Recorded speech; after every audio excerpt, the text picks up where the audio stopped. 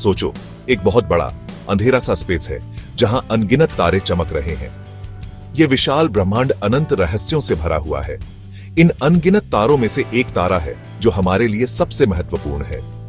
यह तारा है हमारा सूरज, जो हमें रोशनी और ऊर्जा देता है। सूरज, जो एक विशाल गैस का गोला है, हमारे सौर मंडल का केंद्र है।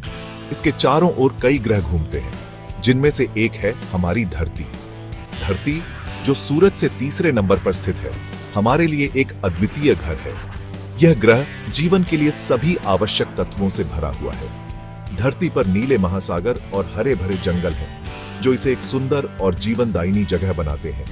यहाँ का वातावरण जीवन के लिए एकदम परफेक्ट है। बाकी ग्रहों से अलग धरती एक नीला सा ओएसिस है, जहाँ जीवन हर जगह है। यहाँ के विविध परिदृश्य इसे और भी खास बनाते हैं। धरती गोल है, एक बहुत बड़ी रॉक और पानी की बॉल जो अपने एक्सिस पर घूमती रहती है। इस घूमने की वजह से हमें दिन और रात का अनुभव होता है। जब धरती अपने एक्सिस पर घूमती है तो एक तरफ दिन होता है और दूसरी तरफ रात। ये प्रक्रिया लगातार चलती रहती है, जिससे हमें समय का अनुभव होता है। धरती सूरज के चारों ओर भी घूमती है और एक पूरा चक्कर लगाने में उसे 1 साल लगता है। इस चक्कर की वजह से हमें मौसम मिलते हैं। धरती के इस यात्रा के दौरान हम विभिन्न मौसमों का अनुभव करते हैं। वसंत, ग्रीष्म, शरद और शीत। ये मौसम धरती को और भी अद्वितीय बनाते हैं। हमारी धरती की कहानी अरबों साल पहले शुरू होती है। उस समय ब्रह्मांड में एक विशाल विस्फोट हुआ था, जिसे बिग बैंग कहा जाता है। इस विस्फोट ने अनगिनत तारे और आकाशगंगाओं को जन्म दिया। सोचो, गैस और डस्ट का एक घूमता हुआ बादल, जो एक फटे हुए तारे का बचा हुआ हिस्सा है। ये बादल धीरे धीरे एक विशाल नेबुला में बदल गया, जिसमें अनगिनत तारे और ग्रह बनने की संभावना थी। ये बादल अपने ही ग्रेविटी से धीरे धीरे सिकुड़ने लगा और सारा मैटर इसके सेंटर में आने लगा। इस प्रक्रिया में छोटे छोटे पार्टिकल्स आपस में टकराने लगे और बड़े बड़े क्लम्प्स में बदलने लगे। जैसे जैसे ज्यादा मैटर इकट्ठा होता गया, सेंटर बहुत ज्यादा गर्म और घना होता गया और आखिरकार हमारा सूरज बन गया। सूरज की गर्मी और रोशनी ने आसपास के स्पेस को रोशन कर दिया। बचा हुआ डस्ट और गैस नए बने सूरज के चारों ओर घूमता रहा। ये पार्टिकल्स धीरे धीरे एक डिस्क में बदल गए, जिसे प्रोटोप्लैनेटरी डिस्क कहा जाता है। लाखों सालों तक ये पार्टिकल्स आपस में टकराते रहे और जुड़ते गए और बड़े बड़े बॉडीज बनते गए। ये बॉडीज धीरे धीरे प्लैनेट्स, मून्स और एस्टेरॉइड्स में बदल गए। ऐसे ही धरती और बाकी ग्रह बने। धरती ने धीरे धीरे अपनी करंट शेप और साइज हासिल की, लेकिन उस समय ये एक बहुत ही हॉस्टिल जगह थी। शुरुआती धरती एक गर्म, पिघले हुए रॉक की बॉल थी, जिस पर एस्टेरॉइड्स और कॉमेट्स लगातार गिरते रहते थे। इन टकरावों ने धरती की सतह को और भी गर्म और पिघला हुआ बना दिया। धीरे धीरे धरती की सतह ठंडी होने लगी और एक ठोस क्रस्ट बनने लगी, जिससे जीवन की शुरुआत की संभावनाएं बनी। जैसे जैसे धरती ठंडी हुई, कुछ कमाल का हुआ।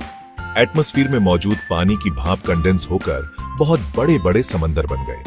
ये समंदर हमारी धरती पर जीवन की शुरुआत की जगह बने।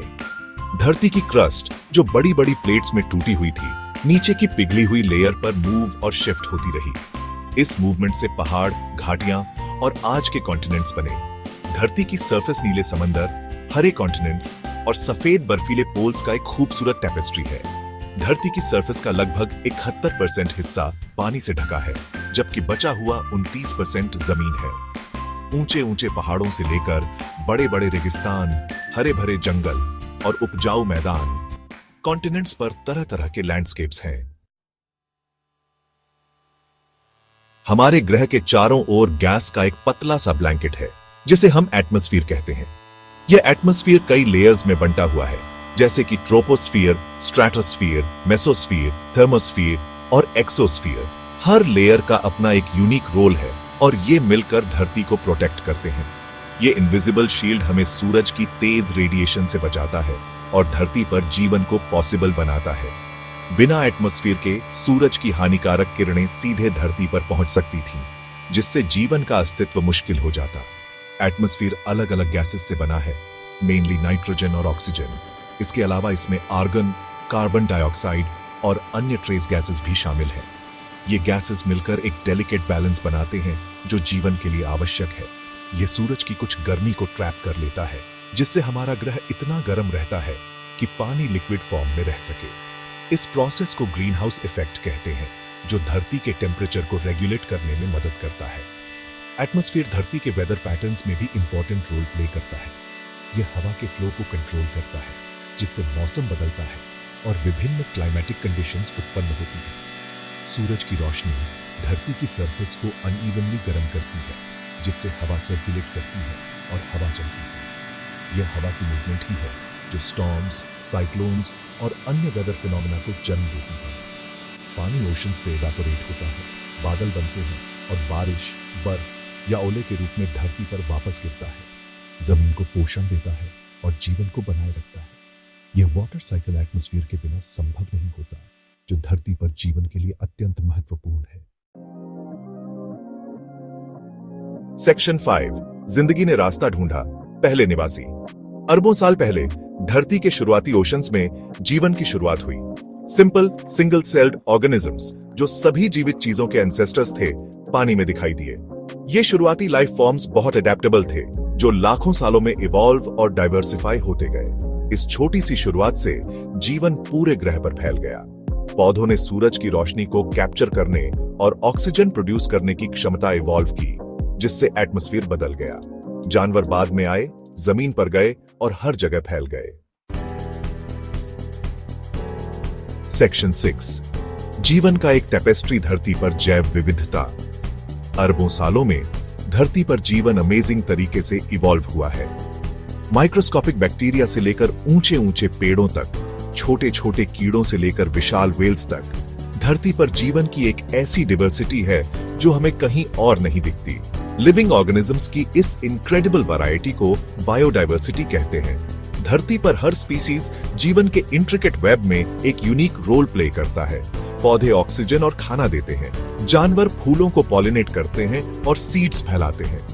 डिकम्पोजर्स मरे हुए मैटर को डिकम्पोज करते हैं, जिससे न्यूट्रिएंट्स वापस मिट्टी में चले जाते हैं। ये डेलिकेट बैलेंस हमारे ग्रह की हेल्थ के लिए जरूरी है। सेक्शन 7, इंसानों का असर, दबाव में एक ग्रह। इंसान धरती पर लाखों स्पीसीज में से सिर्फ एक है, लेकिन ग्रह पर हमारा इंपैक्ट बहुत गहरा रहा है। हमने खेती के लिए जंगल काटे हैं, शहर बनाए हैं और बड़े पैमाने पर इंडस्ट्रियलाइज किया है। हालांकि इन एडवांसमेंट से तरक्की हुई है, लेकिन इसकी एक कीमत भी चुकानी पड़ी है। हमारी एक्टिविटीज हवा और पानी को प्रदूषित कर रही है, क्लाइमेट को बदल रही है और अनगिनत स्पीसीज को एक्सटिंक्ट कर रही है। धरती के इकोसिस्टम्स का डेलिकेट बैलेंस खतरे में है। सेक्शन 8, हमारी सामूहिक जिम्मेदारी, अपने घर की रक्षा करना। धरती हमारा एकमात्र घर है, विशाल स्पेस में एक अनमोल ओएसिस। ये हमें सरवाइव करने के लिए जरूरी हर चीज देता है। साफ हवा, ताजा पानी, उपजाऊ मिट्टी और एक स्टेबल क्लाइमेट। अपने ग्रह की रक्षा करना सिर्फ एक ऑप्शन नहीं है, यह हमारी सामूहिक जिम्मेदारी है। हमें सस्टेनेबली जीना सीखना होगा, धरती के रिसोर्सेज का समझदारी से इस्तेमाल करना होगा और एनवायरनमेंट पर हमारे इंपैक्ट को कम करना होगा। हमें एनर्जी के क्लीनर सोर्सेज की तरफ शिफ्ट करना होगा, पोल्यूशन कम करना होगा और बायोडाइवर्सिटी की रक्षा करनी होगी। हमारे ग्रह का फ्यूचर आज हम जो चॉइसेस करते हैं उन पर डिपेंड करता है। सेक्शन 9, धरती का भविष्य, आशा और कार्यवाही। हमारे ग्रह के सामने चैलेंजेस बहुत बड़े हैं, लेकिन अभी भी उम्मीद है। पूरी दुनिया में लोग सॉल्यूशंस ढूंढने के लिए मिलकर काम कर रहे हैं। साइंटिस्ट नई टेक्नोलॉजीज डेवलप कर रहे हैं, गवर्नमेंट्स पॉलिसीज इंप्लीमेंट कर रही हैं और लोग अपनी डेली लाइव्स में चेंजेस कर रहे हैं। मिलकर काम करके हम धरती के लिए एक ज्यादा सस्टेनेबल फ्यूचर बना सकते हैं, एक ऐसा फ्यूचर जहां इंसान और प्रकृति हार्मनी में रह सके। हमारे ग्रह का फ्यूचर हमारे हाथों में है। चलो समझदारी से चूज करें।